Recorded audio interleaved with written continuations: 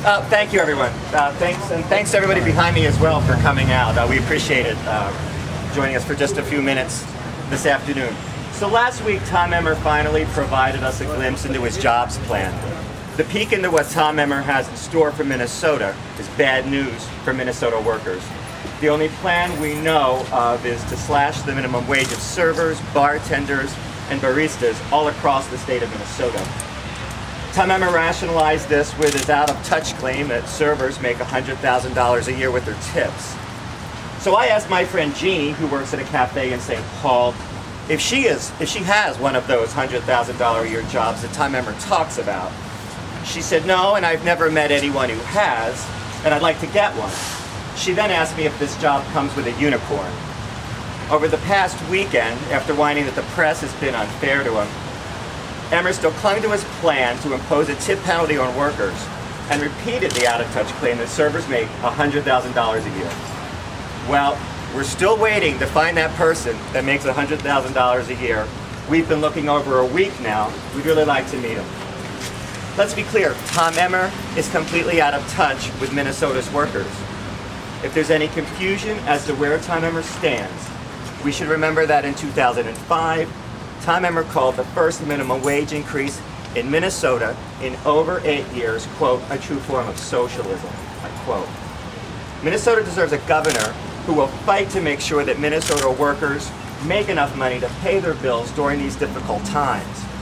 Minnesotans deserve a governor who will fight for everyday Minnesotans, like everyone you see here behind me. Standing next to me is Cindy Graycheck from Apple Valley, Minnesota. She's worked as a server for 36 years at the Minneapolis-St. Paul Airport. She's just one of many of the service industry workers who would be hurt by Tom Emmer's plan to slash wages. Cindy, would you like to say a few things?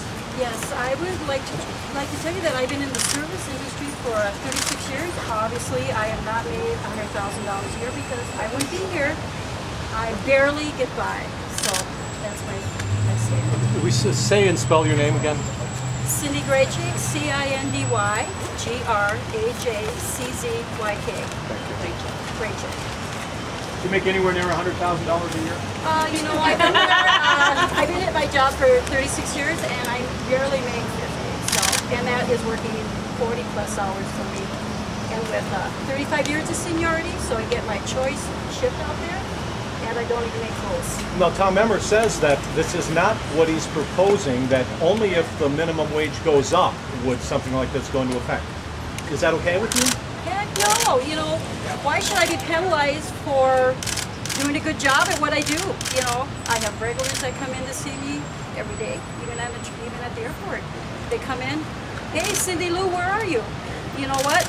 And they tip great, but you know what? I still don't make half of what he says I make after 36 years of service. How about tax-free tips he's proposing? Well, tax-free tips? What's a tax-free tip?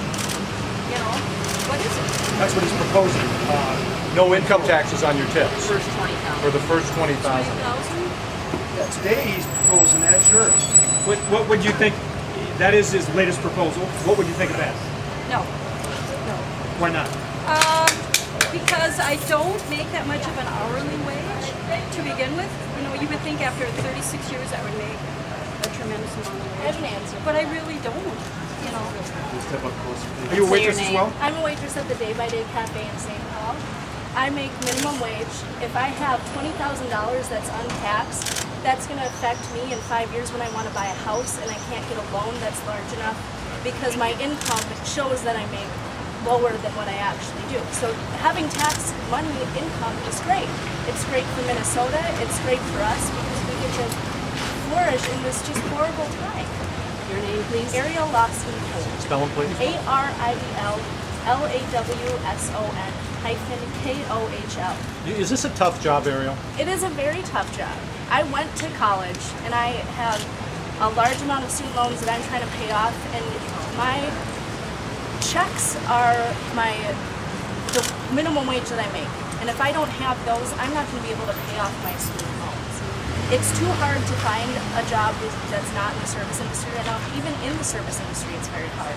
I'm not working in a job that has anything to do with my degree, and I'm struggling. But I like serving because like Cindy said, there are people that come in every day just to see you. I've seen children that were in their mom's belly when I first started working at the Day by Day, and now they're 2, 3 years old, and they know my name, and they come in just to say hello. Do you think this move affects women more than men?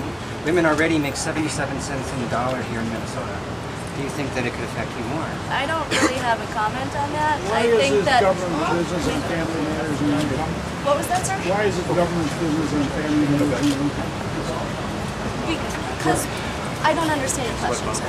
Why is the government interested in family matters and money of families around the community? They want to take more taxes. I think they should help everyone. And I think that I don't think that anyone They're in a not high... helping you. They are. The government is? Tom is? Yes. No, not Tom. Tom's politics, right now I'm here to discuss minimum wage decrease, and that's it. I'm not for it. Are there any other questions for Cindy or Ariel or anything? Thanks, everyone.